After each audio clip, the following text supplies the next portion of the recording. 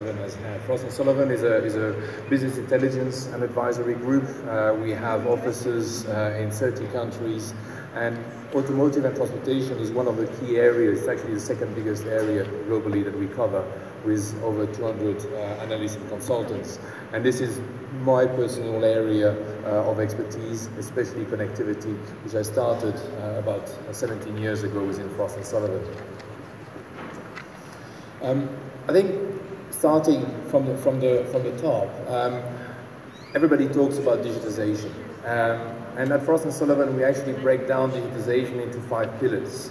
5 pillars around connected supply chain, Industry 4.0, connected and automated vehicles, digital retailing and VRM, vehicle relationship management, and mobility as a service. I think what we've seen is Volkswagen, BMW, and other vehicle manufacturers have very similar approach to breaking down digitization as we have on this slide. In fact, BMW have not 5 but 8 pillars where they integrate organization culture, they integrate IT organization, they integrate data strategy as 3 additional pillars. At Volkswagen, they actually clearly emphasize the leveraging of digital to generate new revenue opportunities, and the third bucket, it needs to create customer stickiness. And I will come back to that a little bit later. When we talk about the automotive industry, or the mobility environment as we kindly call it these days, I think it is important to put it into the context of 6 transformational trends. I talked about digital, autonomous has been talked about this morning and earlier. It's not a question of if, it's a question of when, how, and where. I think it's all about finding the use cases, and we'll actually make it to build it to the next level, not just in secluded areas, but also in a public environment. Connected is, to me, still at an early development, and we are widely under-leveraged in terms of the potential that it provides. Electric, every vehicle manufacturer in this world has a strategy for electrified vehicles today, and that's the way forward, and that's not going to change anymore.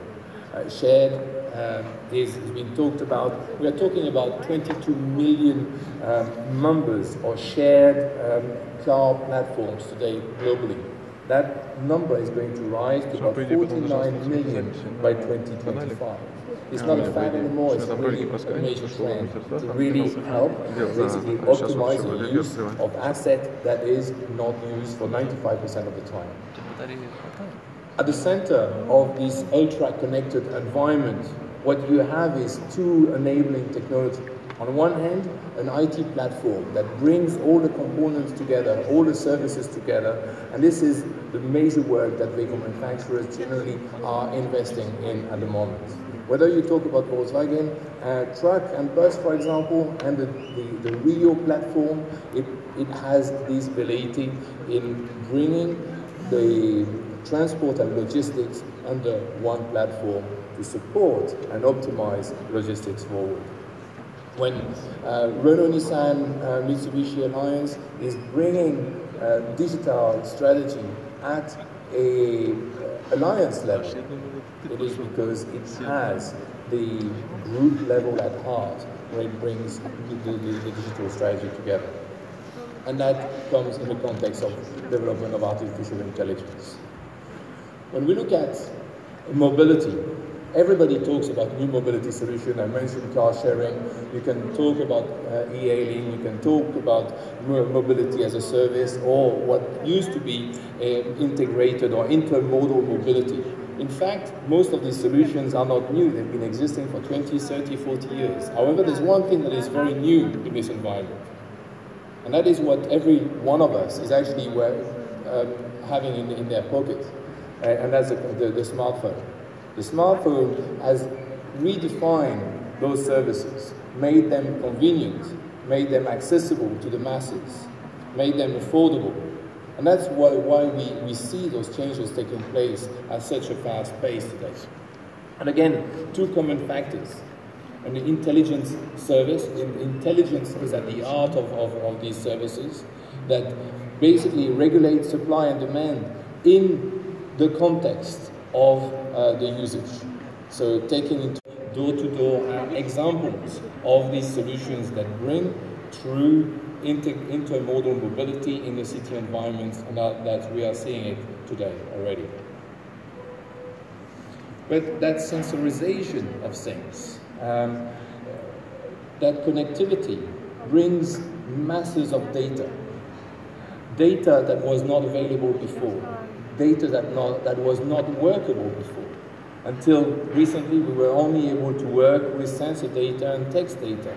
Now we are able to leverage audio data, image, and even video data to basically bring additional value and better understand the context. I think from vehicles today, you can capture about 200 plus data points that can be leveraged by the vehicle manufacturers for product development, that can be leveraged by the dealerships groups, by the service providers. But I think we should also not restrict ourselves to that closed ecosystem. I think the value of the data that we can collect from vehicles actually has value to many more pieces in the sort of economic environment. In fact, most vehicle manufacturers are starting to look into the value of their data, the value of the data that they collect with their vehicles. BMW has developed BMW car data, which is a great platform that actually empowers the customer to define what data they are willing to allow to share or to sell to third parties at what time. So types of data and time relevant. The question is always, so what is the value of data, right? What is the value of data? And I think we need to actually work backwards. We need to look at what are the use cases for that data. What services can be developed. These are just a set of services, from smart parking, from remote features that we can bring to the vehicles on demand, and we will see more of that going forward in the automotive industry. Remote diagnostics for maintenance and repair capabilities, and many more of these insurance-based telematics. The data is said to be the new oil, and companies like Automotive, Israeli startup company, have actually realized that, and they are buying the data. They've identified about 70 plus use cases of all types of organizations that are willing to pay for sort of organized data to better their environment. Let me give you an example. Today, an infrastructure management company, so road infrastructure management company, has a very systemic way of dealing with maintenance. They don't have visibility on an ongoing basis. What they have to do is to basically drive on those roads to see what needs to be done, in most cases. If they are lucky, some of the users are actually telling them, when repairs need to be done. But they don't have visibility. We can actually leverage the data from the chassis environment of the vehicle, the sensors in the chassis, the sensors in the vehicle, to identify the holes in the roads, the repairs that need to be made. And in that case, you actually turn the business model of road operators on its head. From systemic, they move to on-demand repair and maintenance, reducing the cost and improving the efficiency of their operation. Are they willing to pay for that? Yes, majorly. And there's many of these like this. The question is then, what are the business models? There's three key business models that we've seen. Bartering, so the ability to share data for a service in return. Brokering, selling the raw data, and some are doing that already.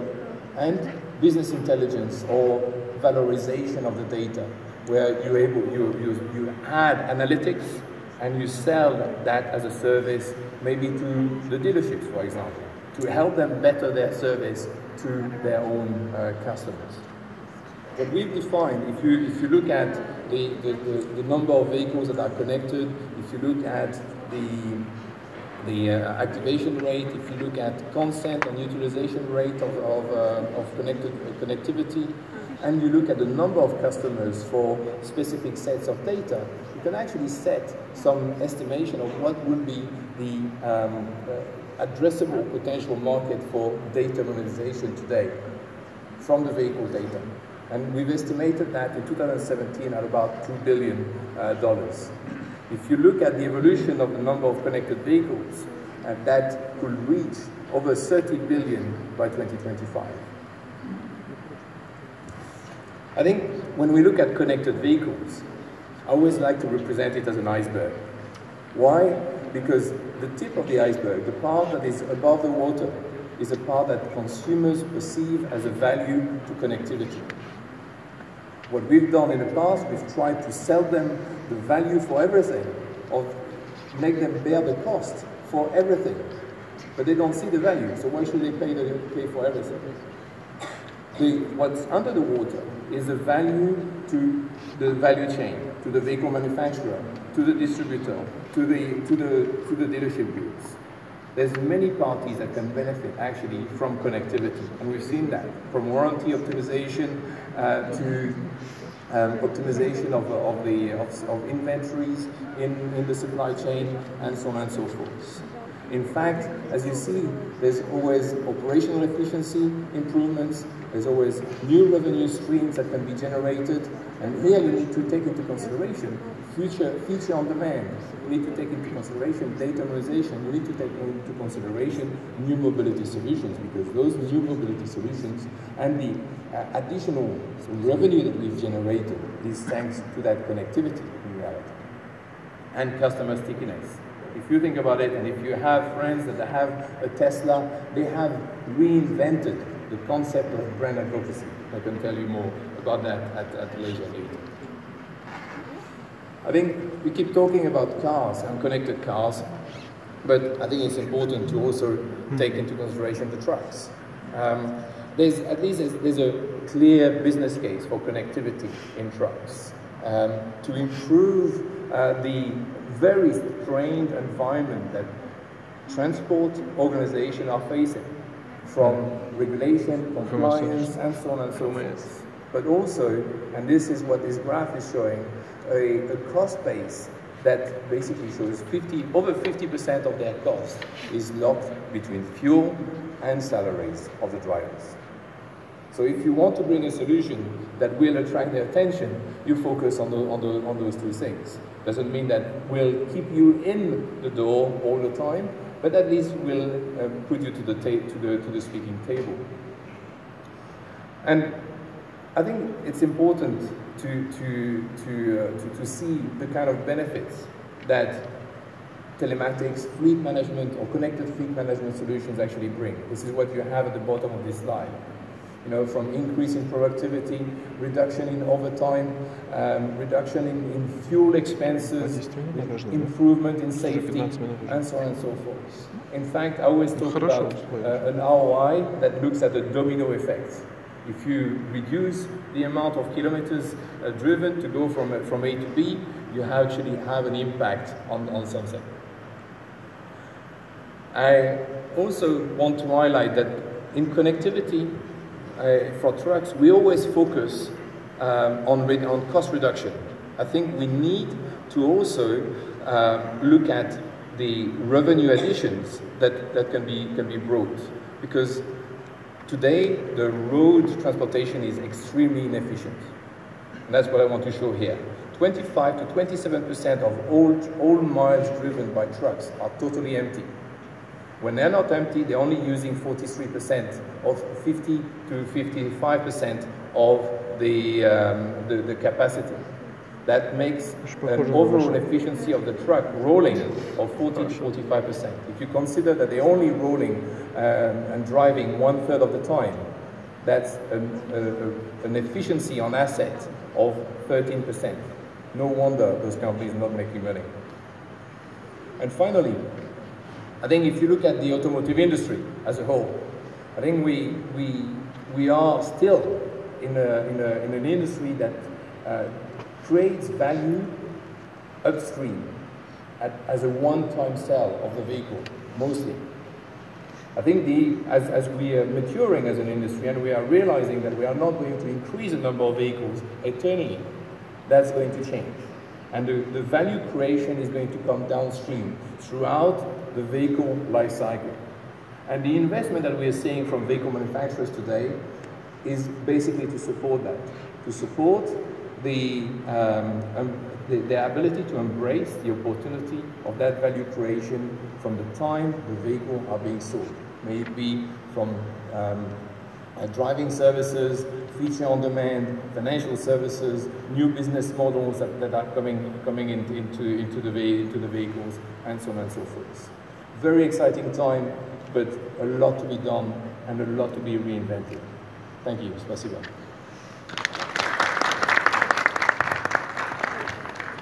Thank you very much, Frank. Есть ли вопросы у кого-нибудь, докладчику?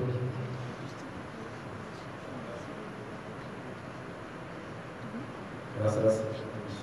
Dear Frank, thank you for your presentation. My question is, when I listened to it, just thinking about the gap between data collection